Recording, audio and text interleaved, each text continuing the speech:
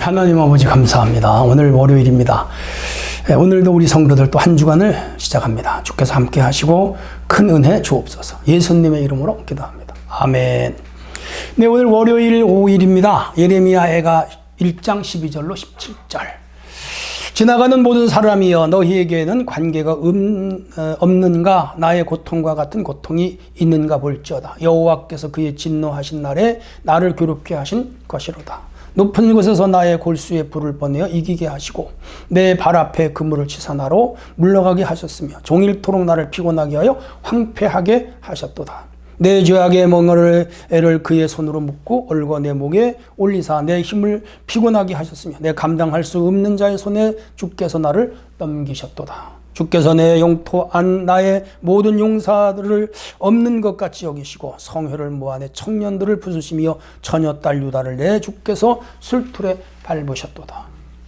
이로 말미암아 내가 운이 내 눈에 눈물이 물같이 흘러내리며 나를 위로하여 내 생명을 회복시켜 줄 자가 멀리 떠났음이로다. 원수들이 이김에 내 자녀들이 외롭도다. 시온이 두 손을 폈으나 그를 위로할 자가 없도다. 여호와께서 야곱의 사방에 있는 자들에게 명령하여 야곱의 대적들이 되게 하셨으니 예루살렘은 그들 가운데 있는 불결한 자가 되었도다. 아멘. 네, 오늘 월요일 또 한 주간이 시작이 됩니다. 우리 전도주일 18일 기억하시고 오늘도 기도 많이 해주시기를 바랍니다. 진노의 날에 임하는 괴로움과 외로움, 이런 겁니다. 지금 남유다가 주전 580년 완전히 망하고 다 포로로 끌려가고 예루살렘은 무너져 성은 무너졌고 이제 길거리 사람은 한적하고 뭐 지금 전쟁 후니까 엉망이죠. 무엇보다 나라를 잃어버린 게 그들에게 슬픔이고 성전을 잃어버린 게 그들에게 슬픔이죠. 해서 그렇게 울며 외쳤던 예레미야가 또 울면서 지금 이렇게 애가를 쓰고 있습니다. 12절로 15절입니다. 거룩하신 하나님은 죄에 대해서 진노하죠. 죄로 물든 예루살렘에 대하여 하나님의 진노가 임한 것이죠. 하나님은 죄를 묵과하는 분이 아닙니다. 죄를 반드시 응징하십니다. 그리고 죄값을 물으시죠. 예루살렘은 하나님의 심판으로 지금 큰 고통을 겪고 있는데 그 내용이 오늘 12절로 15절에 네 가지예요. 첫째는 하늘에서 내려온 불의 자신들의 가장 깊은 뼛속까지 타는 고통. 여러분, 불에 타는 고통. 여러분, 살을 데워 보셨죠? 얼마나 아파요. 조금만 데워도 아파요. 끓는 물 실수해가지고 딱 살이 떨어지거나, 하고는 이렇게 무슨 쇠부지 같은 거, 이런 거 말이죠. 이거, 뜨거운 거. 여러분, 가스불 켜다가 거기 이렇게 대면 얼마나 뜨거워요. 불에 데워본 그 경험이 다 한두 번 있을 거예요. 그런 고통이 지금 이스라엘에게 온 거예요. 왜? 나라를 잃고 성전을 잃었고, 주권을 잃고, 나라가 지금 바벨론의 통치를 받으니까. 뭐 험하게 짝이 없네요. 두 번째는 그물에 발이 걸려 넘어지는 고통. 물고기가 그물에 걸려 있는 것 같은 거. 고통이죠. 여러분, 어디 가다가, 사람이 놓은 덫에 탁 걸려서 어릴 적에 이렇게 풀이 이렇게 도로 길이 있어 양쪽 풀을 이렇게 묶어 놓으면 아이들이 가다가 거기 탁 걸려 놓으면 재미삼아 그런 거 해본 적 있어요. 그건 장난이지만 여러분 토끼라든지 사슴이라든지 이런 거를 잡기 위하여 산에 그물이나 덫을 놓았는데 거기 그 짐승이 걸렸다고 생각해 보세요. 슬피 울지요. 도망 못 가고 결국은 죽잖아요. 그리고 이제 그 투망을 져서 고기를 잡거나 바다에서 그 배가 저인망이라든지 안강망이라든지 이런 그물을 던져서 고기를 잡아 올리잖아요. 우리 인간 편에서 보면 좋죠. 그거 잡으니까 돈이 되니까 팔짝팔짝 뛰고 엄청나게 잡았다. 근데 그 고기들 입장에서 한번 보세요. 얼마나 슬픈 일이에요. 그들은 바다에서 자유롭게 살아야 되잖아. 그런데 잡혀 올라올 때 곧 죽잖아요.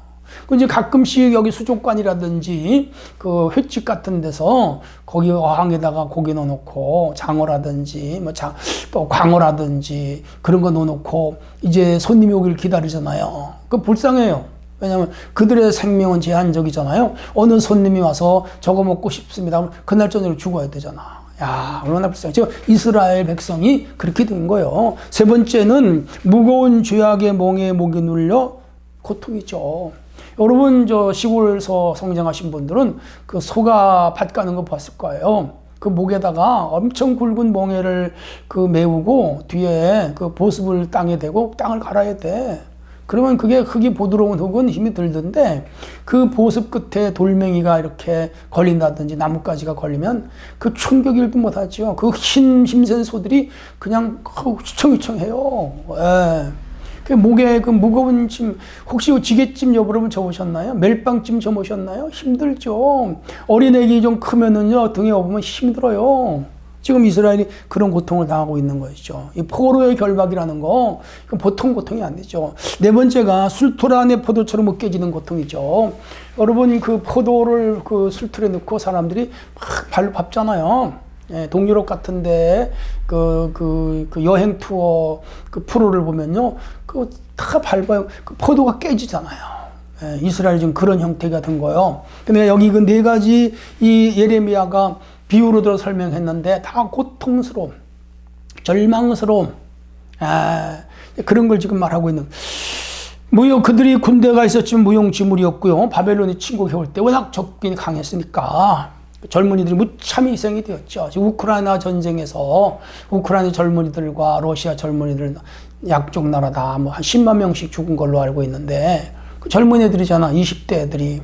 지금 우크라이나에서 나오는 그 신문 보니까 말이죠. 매일 1000명 이상씩 군대를 가는데 그 기차 정류장, 대합실, 플랫폼에서 그 이별의 눈물 흐르는 거예요. 어린애들이 아버지 군대 입영대 나갈 때 아빠 살아 돌아오라고 눈물에 이별 키스를 하고, 결혼한 그 부인들이 자기 남편을 전쟁터에 내보내면서 눈물로 떠나보내고 울면서 떠나가는 그 남편들 돌아올 기약이 없잖아요. 우리나라 6.25 때가 그랬거든요. 6.25 때가. 야, 슬픈 일이죠. 이런 전쟁이 나라에 나지 않아야 됩니다.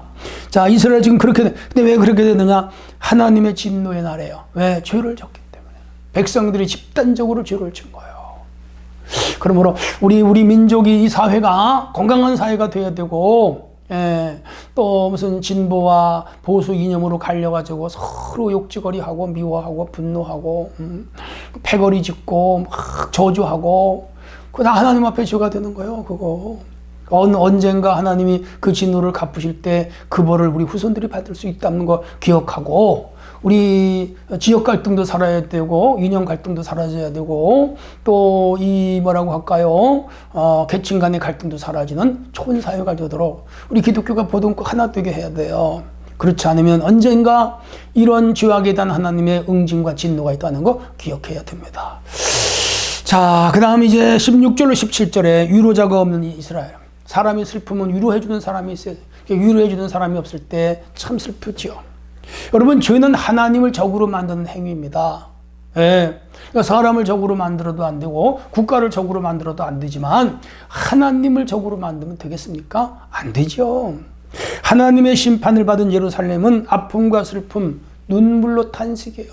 집집마다 다 슬픈 거지. 그러나 그 생명을 회복시켜 줄 자가 없어. 이스라엘을 회복시켜 줄 자가 없는 거예요. 우리나라 일제 36년의 고통을 당할 때 많은 독립운동가, 독립투사들이 생명을 걸고 힘썼지만은 우리나라를 진정으로 도와주려고 나선 나라들이 없었어요. 없었다니까. 미국도 그때 우리를 도와줄 힘이 생각도 안 했고, 러시아, 중국, 우리를 도와줄 힘도 없었어. 동남아 주변 나라들, 유럽 나라들 가서 호소하긴 했지만 그들이 진정 우리를 도와줄 힘이 없었습니다. 안타깝죠. 반복되는 탄식에 드러나듯 하나님을 멀리한 예루살렘은 철저히 혼자가 돼. 이 세상의 가장 불행은 혼자 되는 거야. 혼자 되는 거. 그래서 오늘 우리 사회도 고독사 하시는 분들도 많이 있고, 혹혹 키머리인가요? 그 소위 은둔형 외톨이들, 히키코모리지, 히키코모리.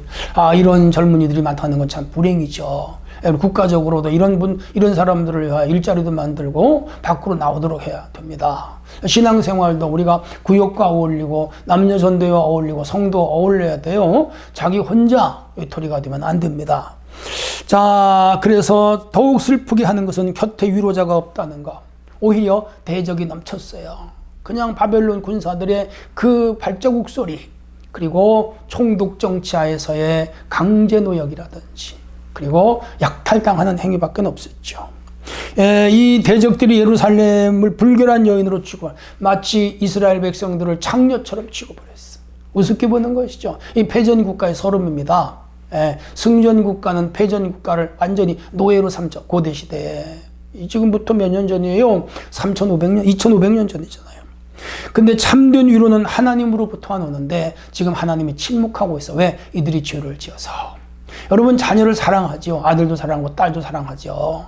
뭐 있는 거 없는 거 다 주죠. 자녀의 목숨이라도 주고 싶죠. 그런데 그 자녀가 잘못했을 땐 혼을리죠. 때리죠.